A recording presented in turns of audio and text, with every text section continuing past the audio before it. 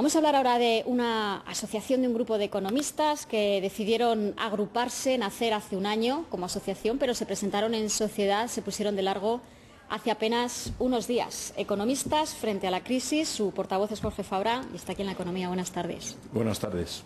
Bueno, le pregunto, ¿son ustedes economistas de izquierda? Se lo digo porque el otro día en la presentación pues intervinieron los secretarios generales de comisiones UGT, el secretario general del Partido Socialista.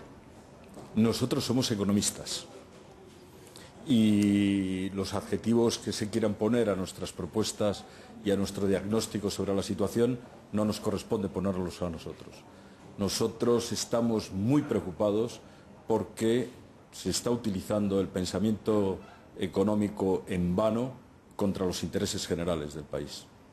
Ustedes no están muy de acuerdo en lo que se está haciendo, supongo, ni en España ni en Europa, en esa política de recortes. ¿Qué proponen? ¿Qué alternativa dan para salir de la crisis?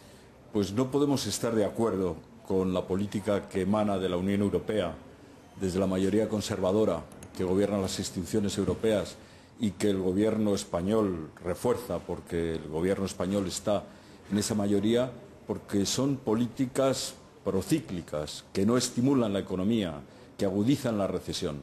Las disminuciones del gasto público en esta situación, desde nuestro punto de vista, y creemos que es un punto de vista mayoritario entre los economistas, es recesivo, es contraproducente, agudiza la recesión e incluso incrementa el déficit público y, desde luego, es enormemente negativo para la prima de riesgo de este país.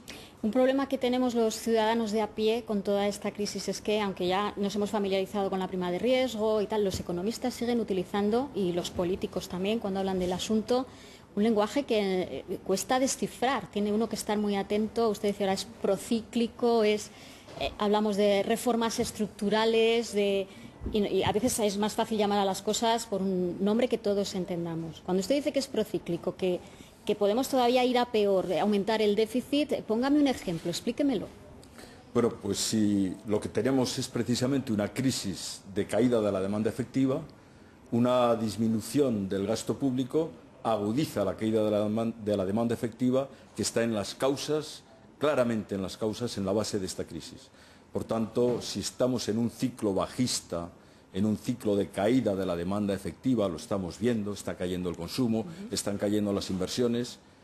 Si el Estado reduce también su gasto, reduce también sus inversiones, agudiza la crisis. Por eso decimos que en un ciclo bajista el Gobierno está haciendo una política procíclica, es decir, una política bajista, cuando lo que debería hacer es justamente una política anticíclica, es decir, una política que compensara la caída de la demanda efectiva aumentando la demanda pública.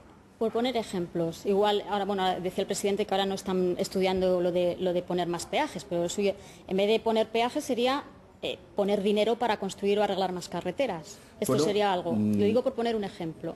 Bueno, de alguna forma, efectivamente, se están produciendo recortes en infraestructuras públicas que además contribuyen a los equilibrios territoriales y agudizan pues problemas de distribución en el país. En esta crisis hay ganadores y hay perdedores, y no estamos ante economistas incompetentes que estén aconsejando mal a los gobiernos. Lo que pasa es que hay claramente una utilización de la crisis como coartada para cambiar el modelo de convivencia social europeo, es decir, para cambiar el estado del bienestar. Hay que tener en cuenta que el estado del bienestar, que es el modelo de convivencia social que surge de la Segunda Guerra Mundial en Europa y que se convierte en la gran propuesta de Europa al mundo y a los europeos, es un estado distributivo, distribuye rentas, hace transferencia de rentas entre los sectores menos favorecidos y los sectores más favorecidos. Y ese cambio del modelo productivo, del modelo de convivencia social, obviamente produce ganadores y perdedores. Y en nuestra opinión está produciendo perdedores en la convivencia social entre las capas más desfavorecidas, está aumentando las desigualdades sociales en el país. Y, naturalmente, qué mejor coartada en situación de crisis para, con un alto nivel de paro, intentar destruir o disminuir la influencia de los sindicatos. Esto ya lo hemos visto en otras ocasiones. Pero un poco lo que está usted diciendo es que esta crisis se agrava adrede. Pues estoy diciendo que esta crisis incluso es una crisis deliberada. Efectivamente, lo estoy diciendo. Uy, pero eso es una acusación muy grave. Pues es una acusación muy grave. Y si estamos hablando, y si al modelo de convivencia social le llamamos estado del bienestar, estamos ante un golpe de Estado, un golpe contra el estado del bienestar. Esto es así de claro. Le voy a poner un ejemplo que va usted a entender muy bien. El salario o el sueldo o los ingresos que tenemos cualquiera de nosotros le podríamos llamar Producto Interior Bruto personal. Si nosotros pedimos un crédito, lo primero que hace el banco es decirnos cuáles son sus ingresos mensuales o anuales. Es decir, esto ahora, porque antes te daban el crédito. Bien, no digo ahora, naturalmente. Y nosotros les podríamos decir, pues nuestros ingresos son, por ejemplo, de 2.000 euros al mes, o podríamos decir nuestro Producto Interior Bruto es de 2.000 euros al mes. Pero si nosotros decimos que nuestros ingresos son de 1.000 euros al mes, es decir, que nuestro Producto Interior Bruto es de 1.000 euros al mes, es decir, menor, los bancos nos van a dar crédito, pero nos van a dar crédito a un tipo de interés mucho más alto, porque considerarán que somos personas de mayor riesgo. Y esto es lo que estamos viendo. ¿Y esto no es lo que le pasa a España, a Italia, cuando va a los mercados? Y es por esto por lo que nos dicen que tenemos que modificar nuestra economía, cambiar las estructuras, ser más productivos. Claro, y eso, como no podemos devaluar el euro, pues pasa por rebajar los salarios, entre otras cosas. Claro, pero es que esta es una cuestión enormemente grave y que se debe entender. Como no tenemos una moneda propia y no podemos devaluar, entonces lo que se está proponiendo realmente es algo terrible, que no se explica adecuadamente. Es lo que se llama devaluación interna. ¿Y qué proponen ustedes? ¿Qué alternativa? Pero primero, ¿qué significa devaluación interna? Significa que como no podemos devaluar la moneda para aumentar nuestra competitividad, lo que hacemos es bajamos las prestaciones sociales, bajamos los salarios y efectivamente eso aumenta la competitividad, pero aumentando de una manera extraordinaria las desigualdades sociales. Cuando se hace una devaluación de la moneda, baja el valor de la moneda que todos los ciudadanos, todas las instituciones y todas las empresas tienen en el bolsillo. Pero cuando se hace una devaluación interna, solamente baja el valor de la moneda de los trabajadores. Una pregunta un poco tonta que se me acaba de ocurrir. ¿Se podría devaluar el euro? Porque estamos todo el rato diciendo, es que esta crisis se solucionaría si pudiéramos devaluar moneda. Como no podemos... Pues efectivamente, acabamos de tener un ejemplo, en mi opinión, enormemente negativo. El presidente del Banco Central Europeo ha dicho que va a mantener el tipo de interés en el 1%. Cuando tenemos economías que no están en recesión, como tantas economías de los países miembros están en recesión, que tienen los tipos de interés en el 0%. Esa es la situación de la Reserva Federal de la Reserva Federal de Estados Unidos o del Banco de Japón.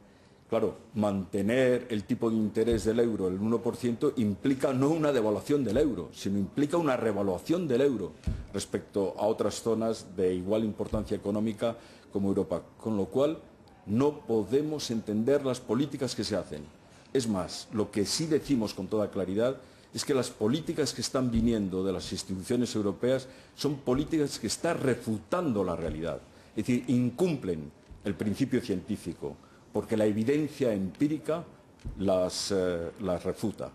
No podemos entender más, puesto que son economistas competentes, que detrás de estas políticas hay un proyecto político, el proyecto de cambiar el estado del bienestar, de cambiar los fundamentos de la redistribución de la renta, de las transferencias entre sectores más favorecidos y menos favorecidos, entre unos países y otros, entre unos sectores productivos y otros. Esa es la política y lo que hay detrás de esta política, que si no se explica por esto, no tiene otra explicación. Nos quedan 40 segundos. ¿Cómo creen ustedes entonces que habría que solucionar esta crisis? Porque si usted ve mala fe en las políticas que se están haciendo, ¿será que hay una solución más fácil? No es un problema de mala fe, es un problema de diferentes opciones. Y hay opciones que, en nuestra opinión, se compadecen con los intereses generales y hay opciones que, en nuestra opinión, se compadecen mejor con intereses poderosos. Es decir, no es un problema de mala fe, es un problema de diferentes opciones. Se nos ha ido el tiempo, pero quería que... Propuestas, eurobonos, mutualización del riesgo, Banco Central.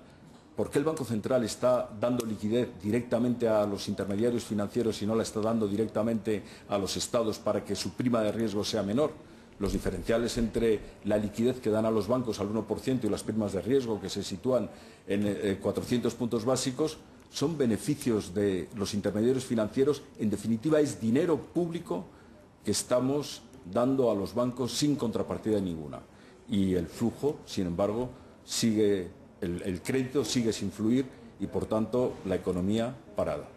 Jorge Fabra, portavoz de Economistas frente a la crisis, se nos ha ido el tiempo. Muchas gracias por estar en la economía. Gracias. Bueno, aquí lo dejamos de momento. Ya saben que volvemos con más de la economía, eso de las 7:30. Ahora continúa